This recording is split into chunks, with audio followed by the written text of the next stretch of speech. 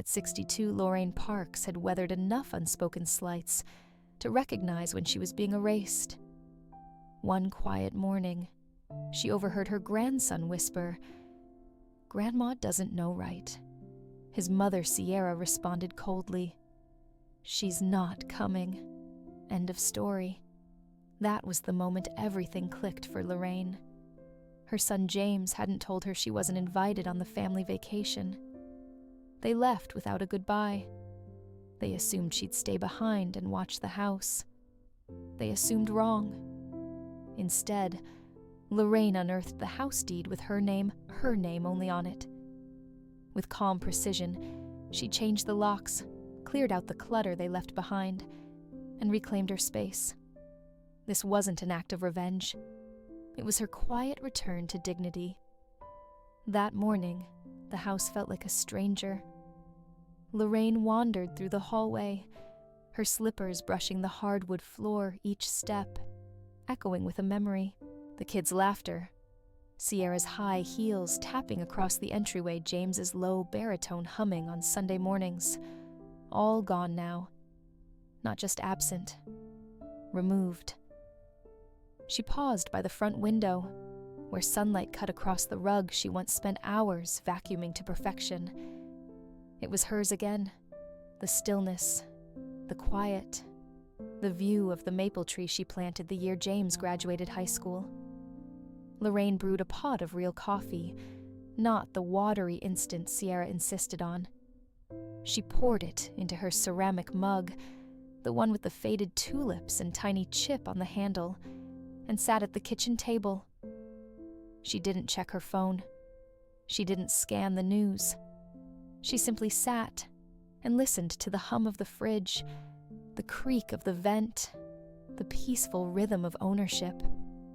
By noon, she was pulling down signs.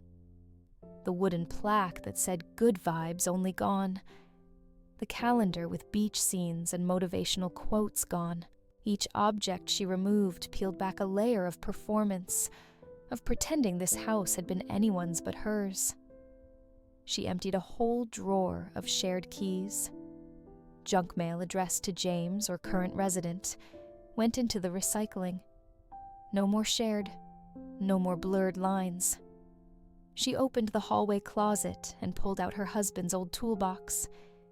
He'd passed 10 years ago, but she'd never stopped remembering the lessons he taught her: how to fix a leaky faucet, how to patch drywall, how to never underestimate your own ability. She tightened every loose screw, replaced every flickering bulb, and by evening, she'd changed all 4 locks. Dinner that night was roasted chicken and red potatoes. For one, she plated it on her best china, lit a candle, and sat in the dining room for the first time in years. No interruptions, no side comments about carbs or calories. Just food and silence, and her own company. Solid, deserving whole. When the phone rang, she let it go to voicemail.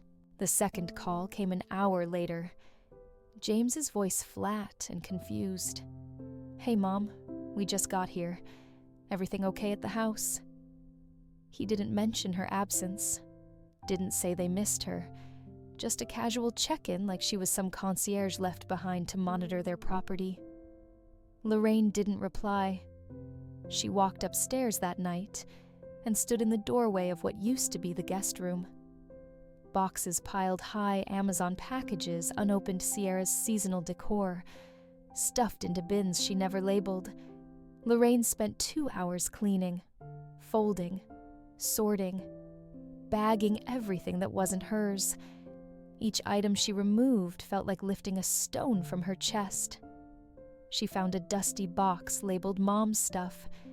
It had her old photo albums, a cross-stitch pillow she'd made during chemo, a birthday card from Eli that read, "To the best grandma ever."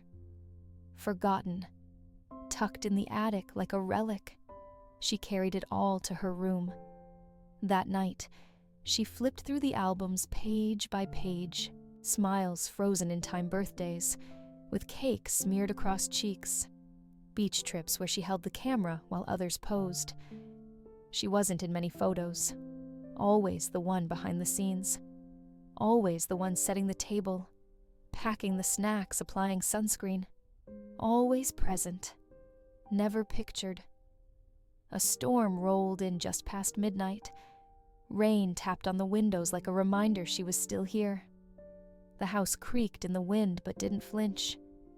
Neither did Lorraine. She locked every door, drew every curtain, and turned off the lights with confidence.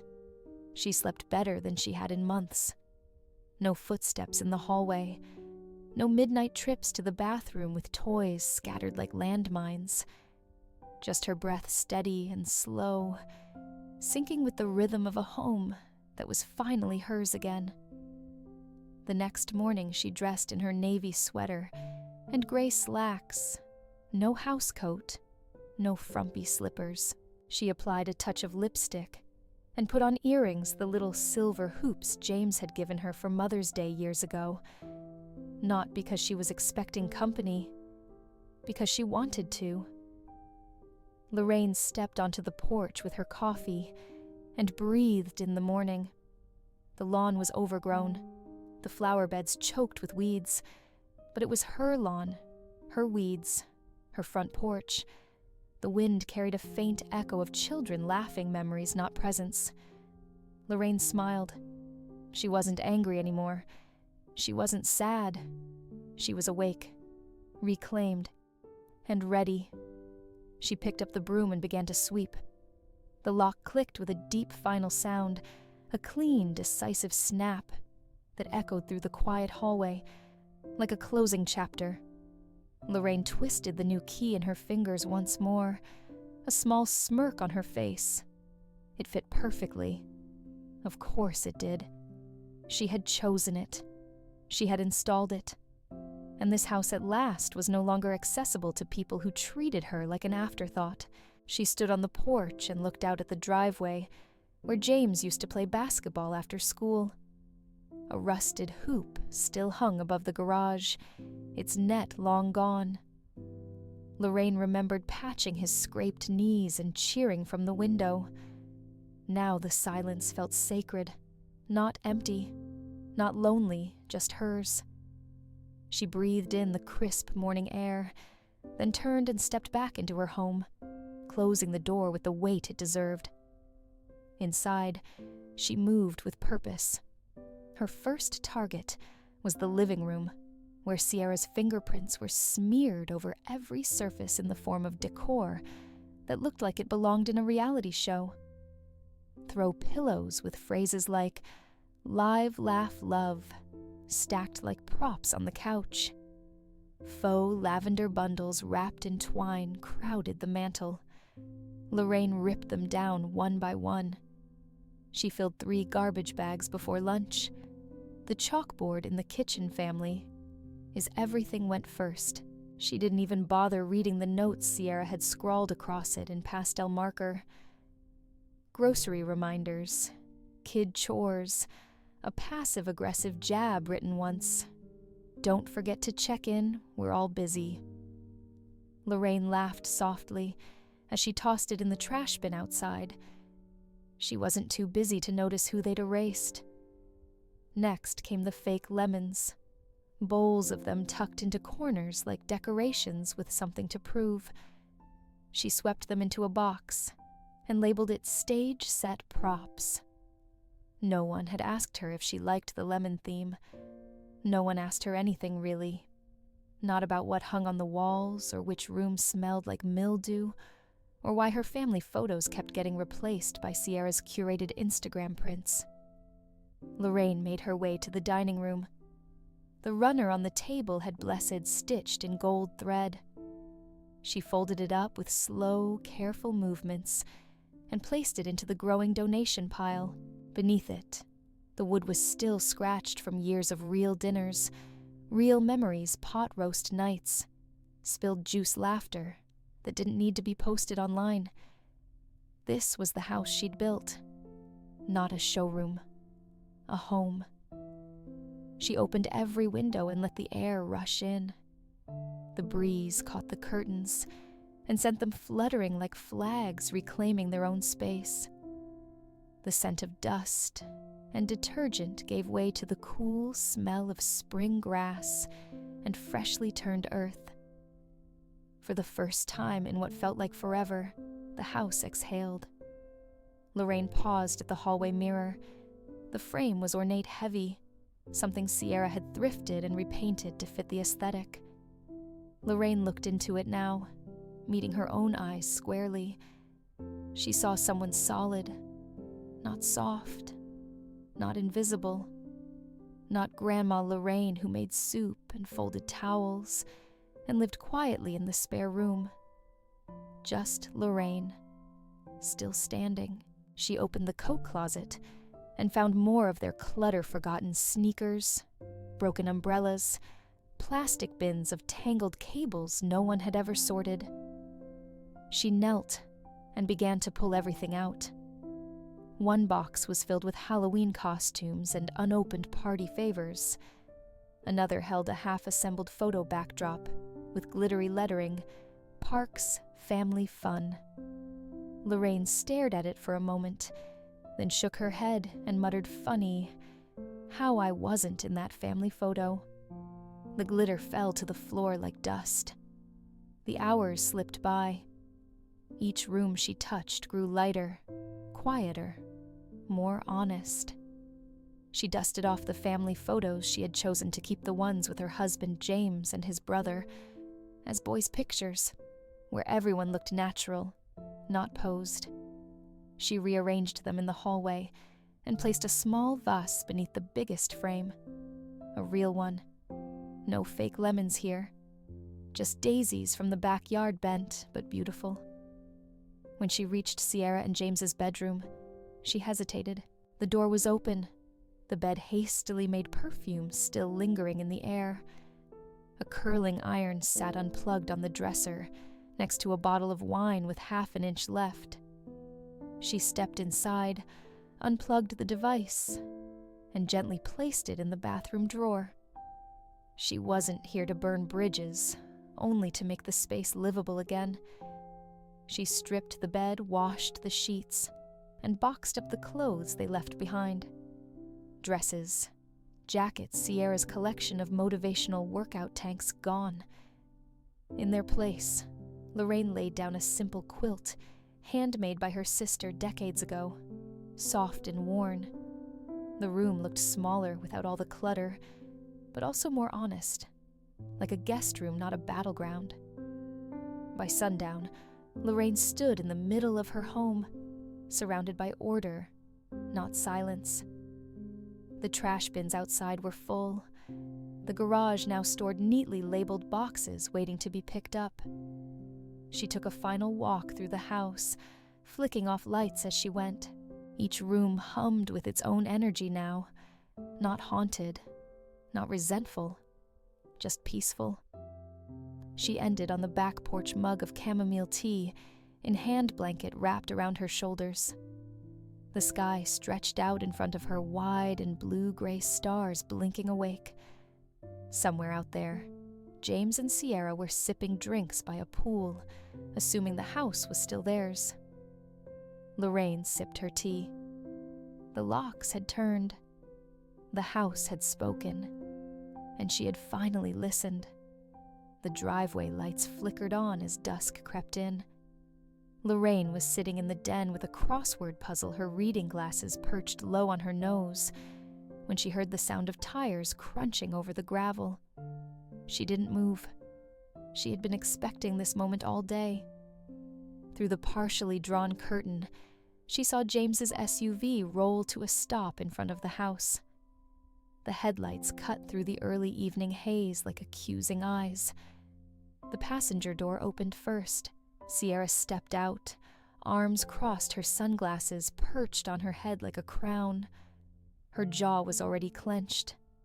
The back door swung open and the kid spilled out, Eli first, with his backpack slung over one shoulder, followed by his younger brother Milo, who immediately started whining about needing to pee. Lorraine could hear it, even with the windows closed. She remained still.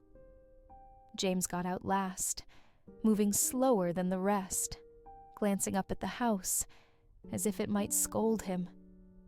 His shoulders were slumped, the corners of his mouth tight. He approached the front door with his usual keys in hand, fumbling like he'd never had to unlock it before. One turn, a pause, another turn. The key didn't work. Lorraine watched from the shadows, her heart steady, not triumphant, just resolute. James jiggled the handle. Click. Nothing. He tried again, this time with more force. The door didn't budge. Sierra stepped up beside him, her voice rising. "What the hell, James? What is this? Are you sure you grabbed the right keys?" James didn't answer right away. He tried the key again, then knelt down to inspect the lock. It's not the keys. The locks are new. From her seat in the den, Lorraine reached for her tea. She didn't take joy in their frustration, but she also didn't feel guilty. Not anymore. Outside, voices escalated. "You've got to be kidding me," Sierra snapped. "Did she seriously change the locks on us?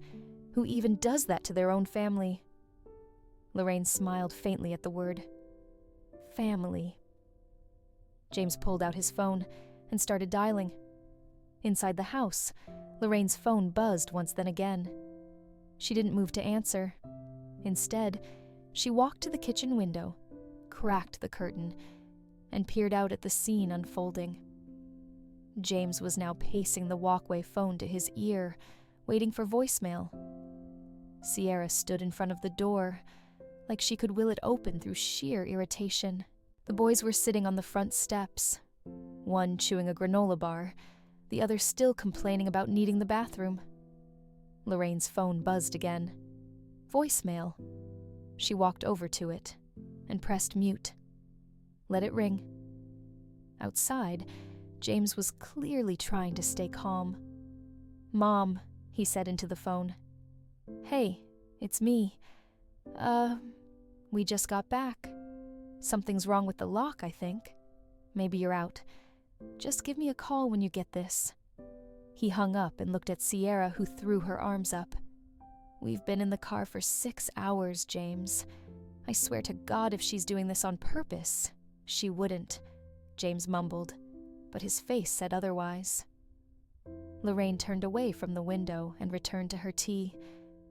The house now lit only by a few warm lamps, and the glow from the kitchen felt calm. The kind of calm that doesn't need permission. The kind you earn. Outside, the confusion shifted to frustration. James walked around to the side entrance. Another failed attempt, then the garage door keypad. No response. He cursed under his breath. Sierra was pacing now, rubbing her temples. Eli asked, "Why can't we go in? Is Grandma mad?" Neither parent answered. Milo tugged at Sierra's sleeve, bouncing on his toes. "I really gotta pee, Mom." That's when Lorraine heard it, the loud sigh of defeat. "We're getting a hotel," Sierra snapped. "This is insane." James pulled out his phone again. Lorraine watched him scroll through listings, his face lit by the screen's glow. Within minutes, the family was back in the car headlights, cutting across the yard as they backed out of the driveway. Lorraine watched them go, their voices muffled, the chaos contained within the vehicle, like static in a sealed jar. She waited until the car disappeared down the street before standing. She walked through the house, slowly checking each door, each lock, not because she felt unsafe, but because she could. Later that night, her voicemail lit up again. Another message, this one from James, more subdued. "Hey, we're at the Rosewood Inn off Route 9. Just for the night. Probably a mix-up. Can we talk tomorrow?" She deleted the message without listening to the end. The motel was only 10 minutes away. Lorraine knew it well. Tiny rooms, scratchy towels, flickering signs out front. She could picture them inside, trying to explain to the kids why Grandma had locked them out. But she didn't owe them comfort. Not this time. She made herself a simple dinner: scrambled eggs toast, fresh spinach from the garden. She ate slowly, chewing each bite like it mattered, because it did. Each moment, each choice was hers again. Outside, the night deepened. The stars blinked cold and steady, and Lorraine finally felt warm in her own home. It was the third day after they'd left, and the quiet had become Lorraine's closest companion. Morning sunlight stretched across the floor like golden thread. She sipped her coffee slowly, listening to the house breathe around her. It was more than quiet. It was undisturbed. And that peace only deepened her clarity. She wasn't just reclaiming a house. She was unearthing the foundation of who she used to be. She'd planned to organize the linen closet next, but a nudge of intuition sent her down the hallway, to the laundry room instead. Behind the old mop and dusty stepladder, nestled behind a half-empty paint can, was the locked filing cabinet her late husband had installed when they first moved in. The key still hung on a small nail above the washer. She hadn't opened that drawer in years. The lock turned with a click, and the drawer slid open with a groan. Inside, decades of documents waited patiently. Tax returns, warranties, mortgage papers, insurance statements, all bundled and labeled with meticulous care. Lorraine started thumbing through them, her fingers brushing against yellowed envelopes and paperclips beginning to rust.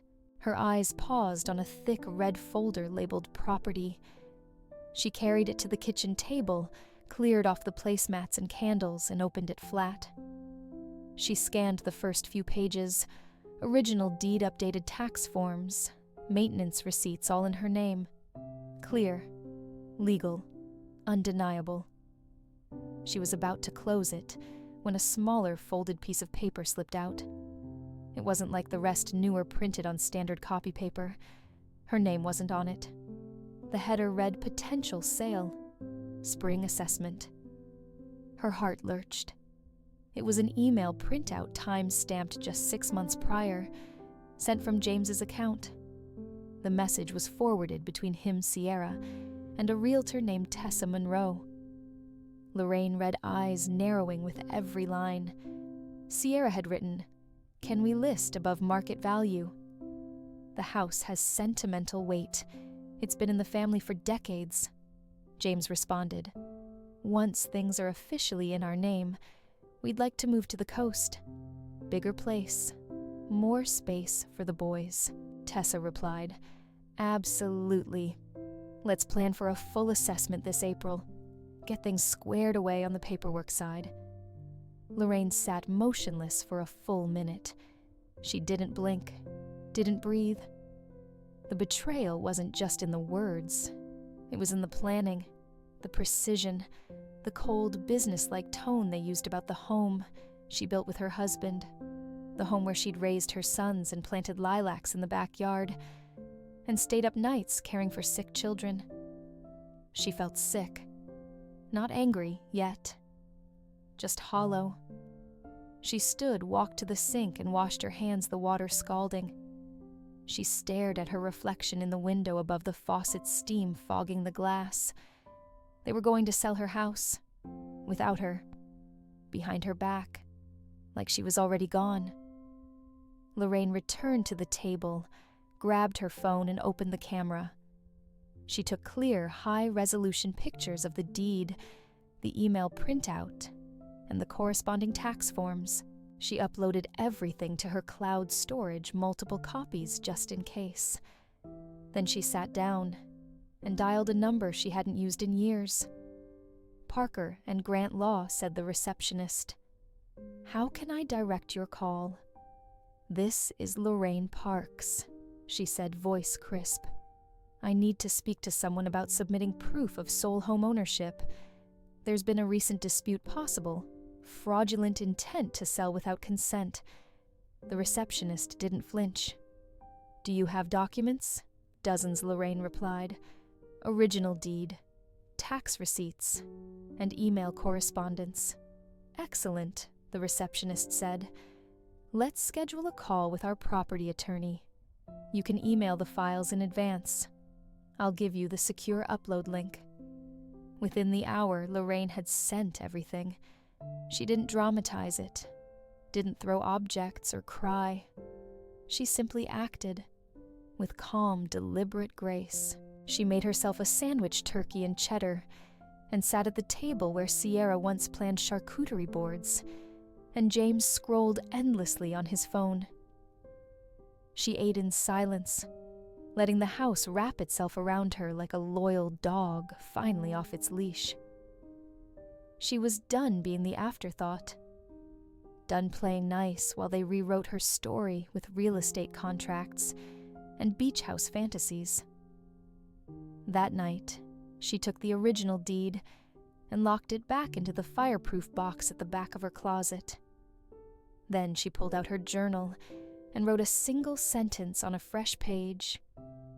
They planned to sell what they never earned. She closed the book, turned off the light, and went to bed without setting an alarm.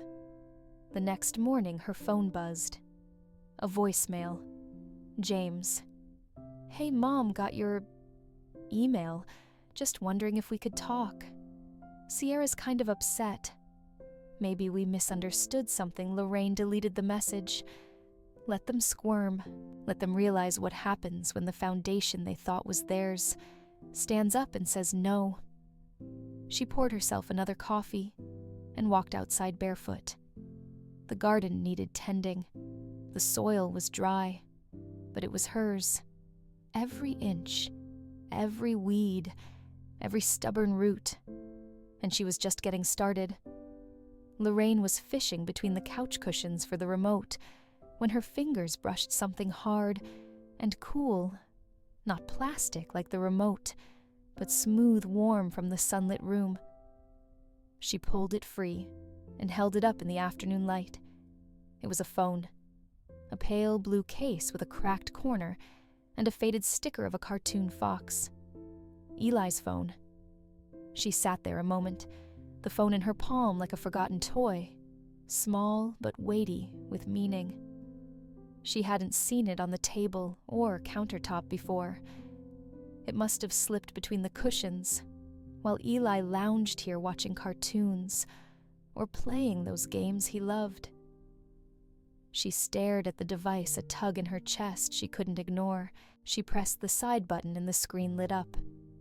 A passcode prompt appeared, but then before she could set it down, a notification blinked at the top. Voice. Memo. For Grandma Lorraine's hand paused midair.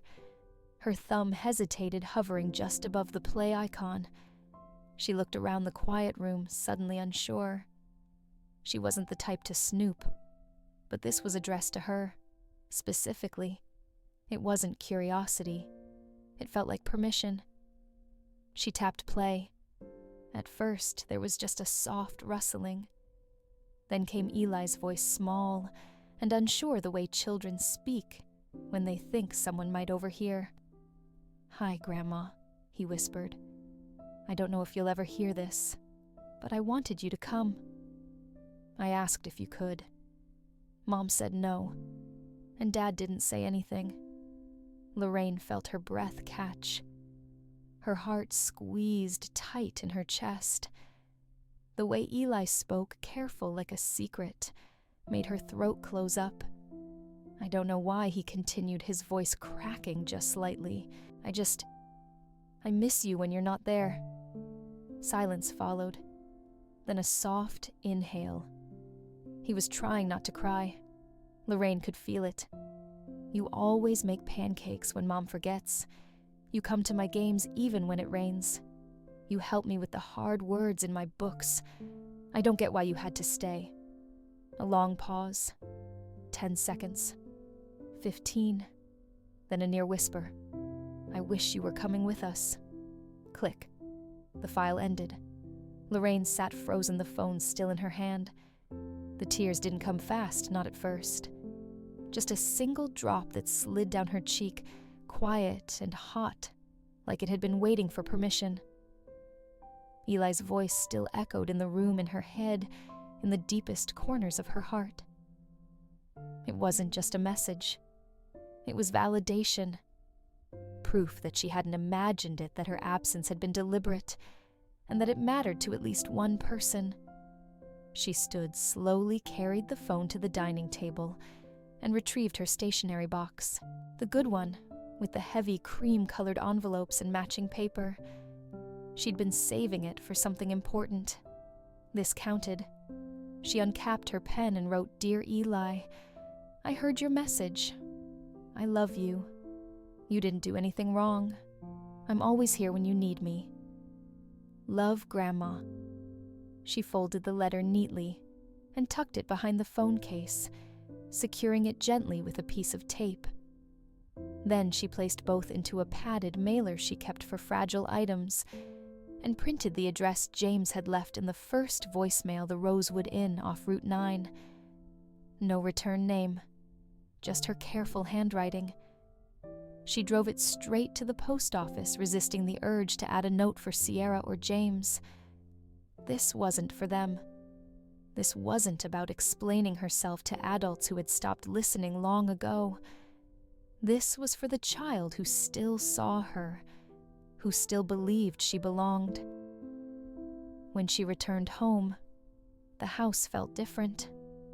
Lighter, like that voice memo had peeled away the final layer of uncertainty she'd been clinging to. She made herself a cup of tea and sat by the fire pit, the flames licking softly at the logs, the early evening chill curling around her ankles. She stared up at the sky as it turned lavender and gray, the air filled with the scent of wood smoke and lemon balm. In her lap was the final printed copy of that email thread, the one where they'd plotted to erase her from the deed and the life she built. Without a word, she tossed it into the fire. The paper caught instantly, curling and darkening at the edges before crumbling into glowing ash. She didn't need it anymore. She didn't need proof. Eli's words were proof enough. Later that evening, she walked the house room by room, touching picture frames, smoothing curtains, fluffing pillows with the care of someone choosing to stay, not just physically, but emotionally. She ended in the guest room where the bed was freshly made, the walls bare again. She sat at the edge of the mattress, hands folded in her lap. For the first time, she didn't wonder whether James would call. She didn't fear Sierra's next outburst. She wasn't holding her breath. The mail would arrive at the motel the next day. Eli would open the envelope and find his phone maybe when no one was looking. He'd read her words and know he wasn't forgotten. He'd know the truth. She had been pushed out, but not by everyone. Not entirely. There was still a tether. And for now, that was enough. The envelope came on a gray, slow Thursday, one of those mornings where the clouds sag low and the air tastes like rain, even if it hasn't started yet. Lorraine had just returned from the market with a fresh loaf of rye bread and a bag of Granny Smith apples. The envelope, cream-colored and neatly typed, sat atop the mail pile, like a wolf in a wedding dress. The sender was a local attorney's office. She set the groceries down carefully on the kitchen island, wiped her hands, and opened it with a calm that would have surprised even her a few weeks earlier. The letter inside was brief, but unmistakable, a formal request for mediation regarding residential property rights. The name typed under the complaint, Sierra Hawkins. Lorraine let out a breath that felt more like a laugh. So this was the next move. She sat down at the table, unfolded the paper again, and read every line. The language was designed to intimidate phrases like equitable interest cohabitation, rights contribution to upkeep. But Lorraine saw through it. This wasn't law. This was leverage. It was Sierra's attempt to claw her way back into control using legalese and a stamp. Lorraine didn't panic. Instead, she walked to the locked cabinet in the laundry room and pulled out the red folder again. She added the mediation request to the stack, right between the email thread of their real estate plans and the notarized copy of the deed in her name. She called Parker and Grant Law and spoke directly to the paralegal. I received a mediation request regarding my property. I've uploaded documentation establishing sole ownership, including the deed-dated tax assessments and correspondence that shows intent to sell without my consent. The paralegal paused, then replied, "Understood. I'll forward this immediately to the partner on the case. No need to respond to the mediation request until we hear from their side." Lorraine nodded, even though the woman couldn't see her. "Thank you," she said. "I'm not interested in a fight, just in being left alone." That evening, she lit a fire in the pit again, a quiet one, just embers and small flames enough to warm the dusk without fanfare. She tossed in one more item, the realtor flyer Sierra had kept pinned to the corkboard in the pantry. It had a smiling couple on the front, holding keys to a modern condo with the tagline, "Your new chapter starts here." Lorraine snorted. Let them start it somewhere else. At the Rosewood Inn, things were not so picturesque. James sat on the edge of a lumpy mattress in a room that smelled faintly of bleach and cigarette smoke. The air conditioner rattled like a broken metronome. Eli was curled up with headphones, and Milo was watching cartoons on mute, and Sierra was pacing the room like a caged animal. "She can't do this," Sierra hissed for the third time that hour. "It's not just her house. We lived there. We made memories there. I made that place livable." James didn't answer. He just rubbed his temples, the early beginnings of a migraine forming behind his left eye. "I mean, seriously." Sierra continued pulling the letter back out of her purse. "You saw what the lawyer said. We can establish interest based on residency alone. I cooked. I cleaned. I raised our kids there. She can't just change the locks and play queen of the castle." James looked at her then. Not angry, just tired. "She can actually," he said quietly. "The deed's in her name." Sierra froze. "So what?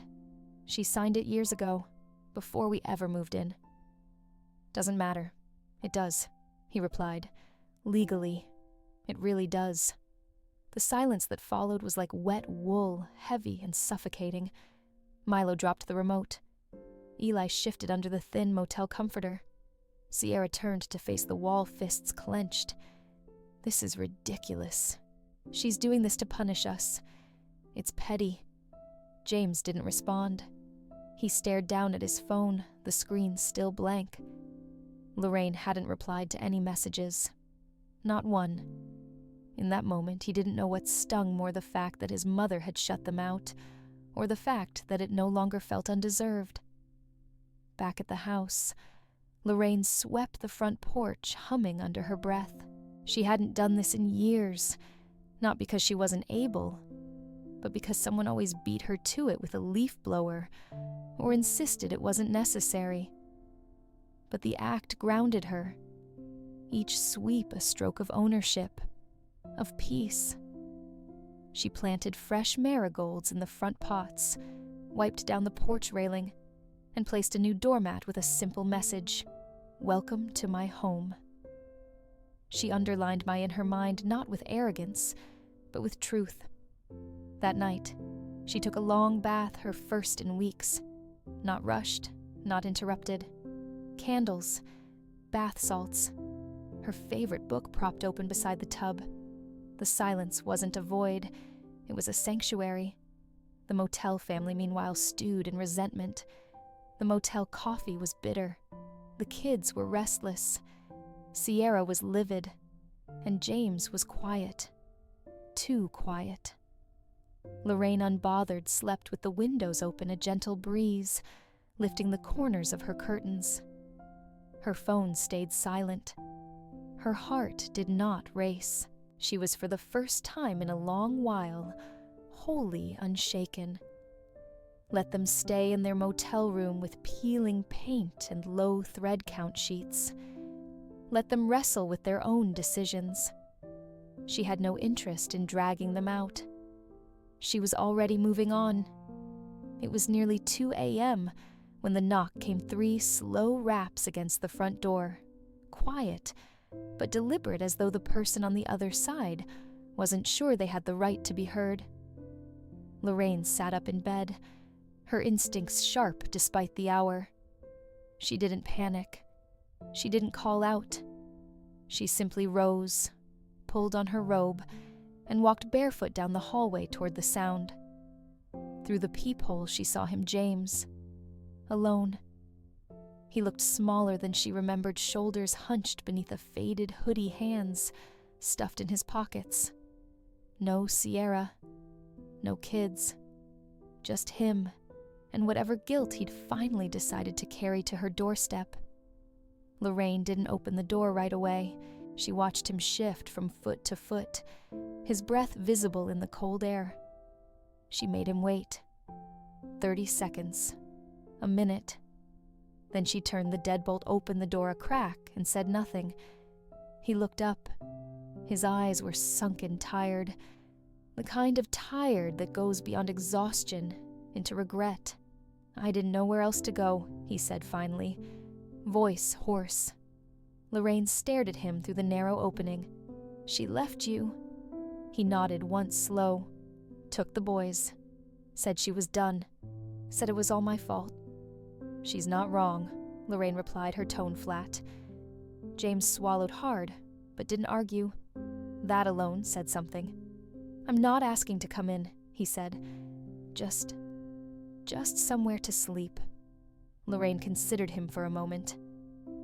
"The house is not open," she said, "but the shed has a space heater, some blankets in the chest. It locks from the inside." He blinked as if the offer surprised him. "It's not pity," she added. "It's insulation." He nodded again, quieter now. "Thank you." Lorraine handed him the spare key to the shed and pointed toward the backyard. "There's a cot folded under the workbench." James stepped back into the night, murmuring something close to gratitude. She didn't wait to hear it. She closed the door behind him and slid the bolt back into place. From her bedroom window, she watched him walk through the frost-kissed yard, shoulders still rounded as if he was carrying more than just the chill. He reached the shed, paused, then stepped inside and shut the door behind him. She didn't sleep much after that. Not from worry, but because some things, even when necessary, still ache. In the morning, she brewed coffee like she always did, 2 mugs out of habit more than intention. But when she opened the back door, the sky still pale, she carried the second cup across the yard. Steam curled in the air as she knocked gently on the shed door.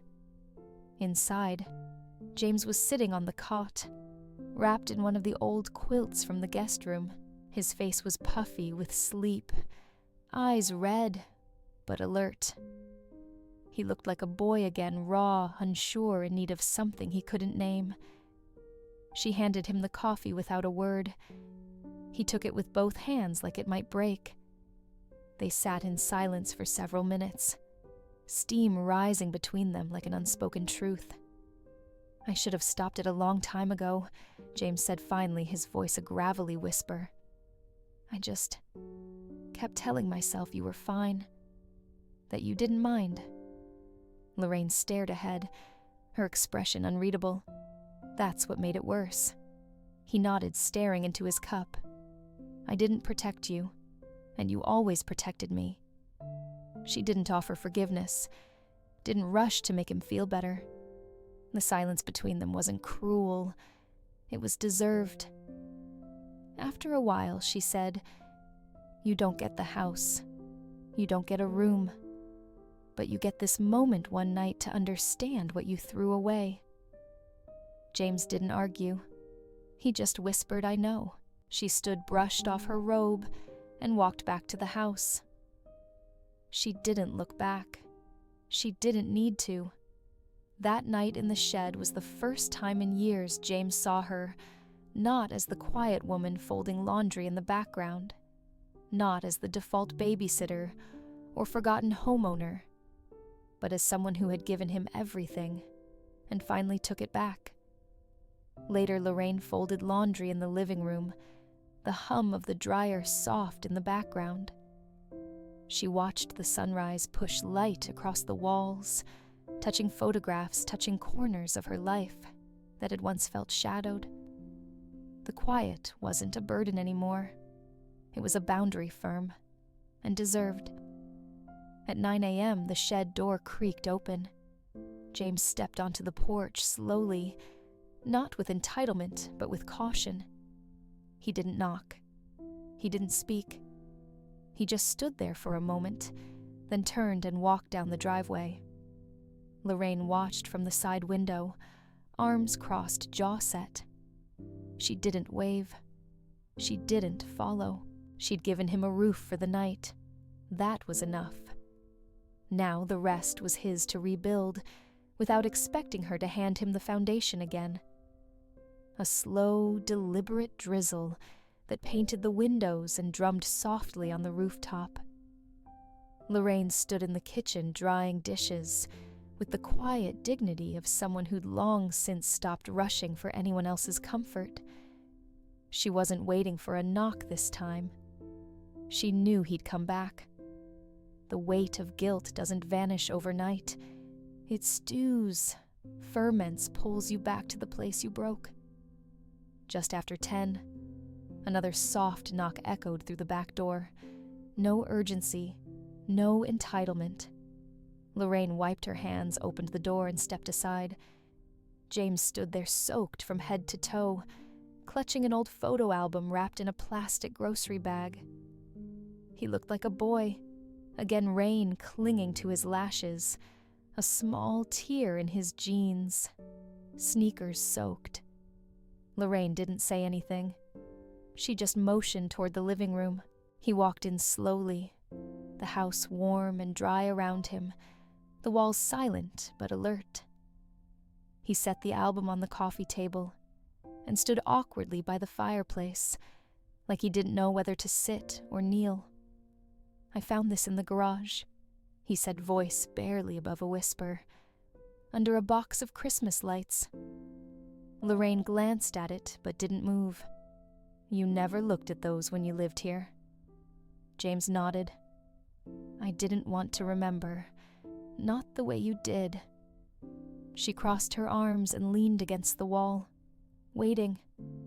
He opened the album carefully, flipping through the first few pages until he stopped on a photo sun-drenched, slightly crooked. Lorraine stood behind two grinning boys, on a beach, arms around their shoulders, all of them squinting into the sun. "You used to sit us down after dinner and make us say 5 things we were grateful for," he said. "I used to roll my eyes. Now, I get it." Lorraine stayed quiet. James kept his eyes on the picture. "I let her push you out," he said finally, "because you reminded me who I used to be. And I didn't want to see that. I didn't want to face how far I'd let everything slide. That landed. Not like a slap, but like truth, dropped into a still pond. No ripple, just depth. I thought Sierra's version of our life was what success looked like," he added. "Neat, controlled, branded. But somewhere in there I stopped being your son. I started being her soldier." Lorraine pushed herself off the wall and walked to the armchair, the one her late husband had claimed during movie nights, the one James had once pretended was a spaceship. She sat down and crossed one leg over the other. "You didn't just let her erase me," she said. You held the pen. James flinched. I know, he said. I kept telling myself you didn't mind, that you were okay with it. I told myself you preferred the quiet, the background. But deep down, I knew you were biting your tongue every time we made a decision, like you weren't standing in your own kitchen. She leaned back, eyes on the flickering lamp beside her.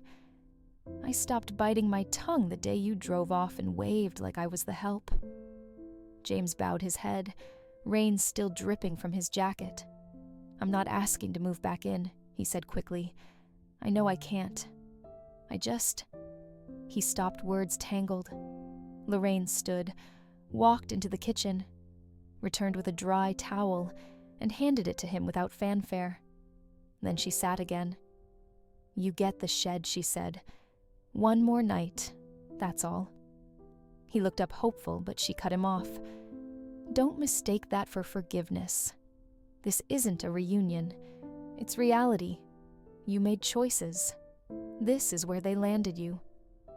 James wiped his face, nodded slowly. Fair. They sat in silence for a while, the kind that hums between people who used to be close, but now speak in different dialects of memory. He didn't ask for a meal. She didn't offer one.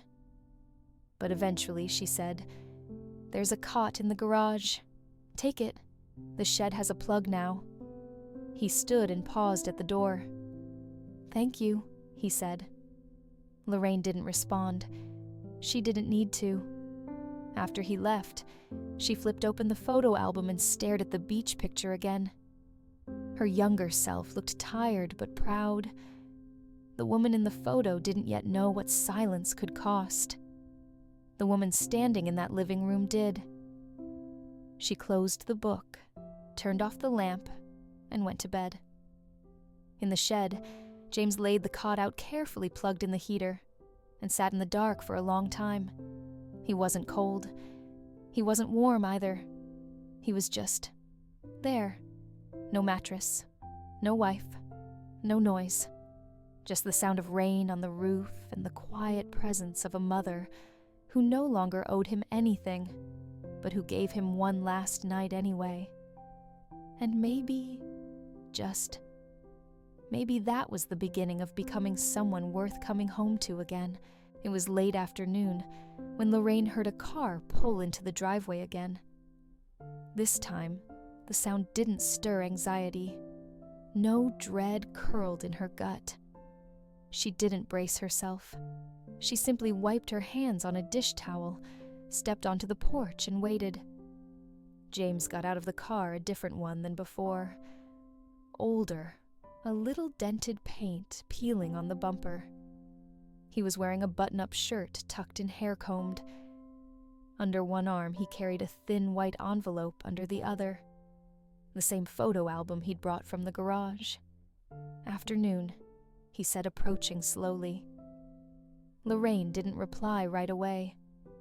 She just held the screen door open and watched him cross the threshold like it might crumble beneath him. He stopped at the base of the porch steps and extended the envelope. It's done, he said. Signed. Official. Final judgment of dissolution. She took it, eyes scanning the first line. Sierra's name. His. The court seal. It was real. She's staying in Oregon, with her sister, James added. She said she needs space clarity. Wants a clean break. The boys will come back and forth once things settle. Lorraine held the envelope in her hand, neither dismissive nor sentimental. It wasn't triumph. It was closure. A necessary fracture. I'm not asking for pity, James said quickly. Just wanted you to know I'm not running anymore. Not from her. Not from this. Lorraine nodded once. Where are you living? Garage apartment, he replied. Friend's place. Small clean. Kitchenette working shower. I even cook now. He gave a sheepish half smile. Burned rice the other night. Still learning. For the first time, Lorraine's mouth twitched. Not quite a smile, but close. I've got a place in mind, saving up, James said. Hope to move by winter. Thought maybe you could help me pick curtains, if you want." She didn't answer immediately. Instead, she turned and walked inside. A moment later, she returned carrying a small cardboard box scuff taped at the corners. "Take this," she said. "Kitchen stuff I don't use. Duplicate tools. One chipped mug." He opened the box slowly. Inside was a can opener, a spatula measuring spoons, and the mug with the bluebird, his father's favorite. James held it like it might crack in his hand. "This was Dad's," he murmured. Lorraine nodded. "And now it's yours. Don't lose it." He set the box down carefully. "Eli asked if he could come see you. Just visit. I told him I'd ask." Lorraine considered that the wind catching the edge of her blouse. She looked past James toward the driveway, the garden she'd started tending again. Then she looked him in the eye. "You can bring him by. No sleepovers. And you stay with him the whole time. No drop-offs. No accidents. You're here, or he's not." James nodded. "Of course. I wouldn't ask for anything more. And don't bring the little one until you're sure he understands. No crying at the door. No drama. Understood." Silence settled again between them, thicker than before, but less charged. It wasn't forgiveness, but it was a step, a permission slip written in terms Lorraine authored herself. James tapped the photo album lightly. "I went through all of it last night. We looked happy. We were," Lorraine said, "until people stopped trying." James lowered his gaze. "I don't want to rewrite the past. I just want to do better moving forward," good Lorraine said, "because the past is written in pen, not pencil." He stood there another moment, then picked up the box. "Thank you for this." She held the screen door open again, but didn't move aside. "This house isn't your fallback. You visit. You don't stay." Understood. James looked her straight in the eyes. No defense, no wounded pride. Just a man trying to find his footing. "Understood," he said. Lorraine finally stepped back. Not fully, but enough. He walked down the steps, the box pressed against his chest, like it might keep him warm. He didn't ask for a hug. She didn't offer one. And still, something between them had shifted. As his car pulled away, Lorraine watched it disappear down the street, the wind rustling the porch plants. She stood there a while, holding the envelope in one hand, the weight of years in the other. Later that night, she sat in her reading chair by the front window. She had pulled out her sewing kit, dusty from neglect, and started patching an old throw pillow. Nothing extravagant, just thread and memory. The silence around her wasn't loneliness anymore. It was choice. In the hallway, she hung a new photo in the old frame, the one of her and her boys, when they were little, standing in front of this house, before the world complicated everything. The smile on her younger face said everything she knew she belonged here. She still did. This time on her terms. The wind rolled gently across the lawn, whistling past bare branches as dusk settled over the quiet street. Lorraine stood at the window, her yellow sweater bright against the dimming light, watching as a familiar car pulled into the driveway. No parade, no ceremony, just the muted rumble of the engine and the sound of soft laughter from inside. James stepped out first, holding 2 grocery bags, a cake box tucked awkwardly beneath his arm.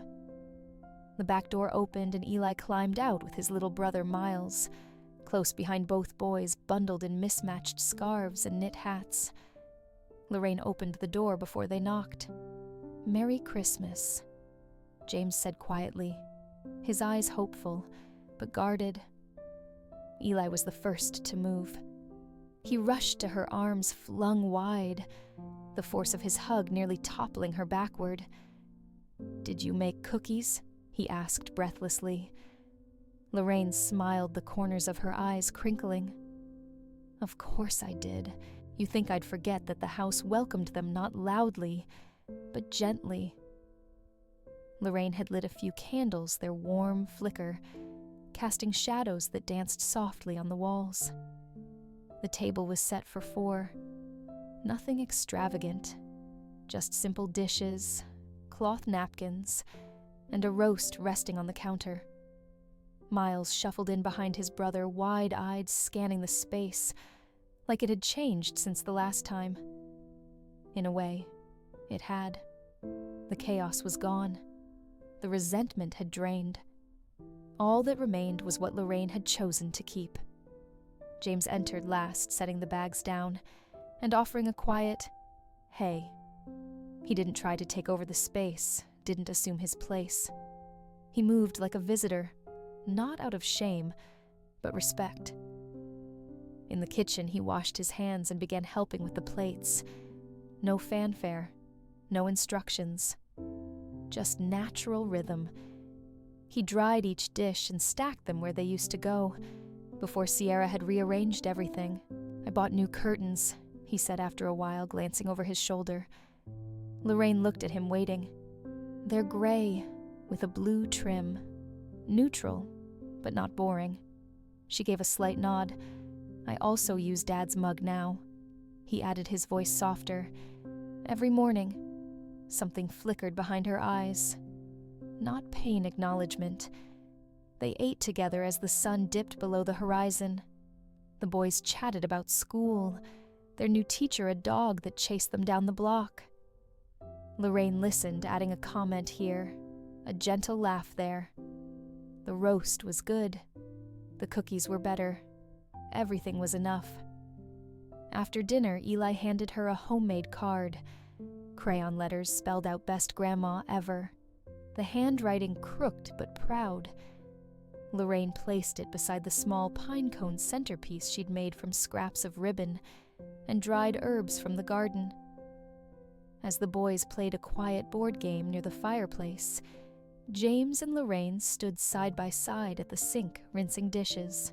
The kitchen was warm, the window fogged from the steam.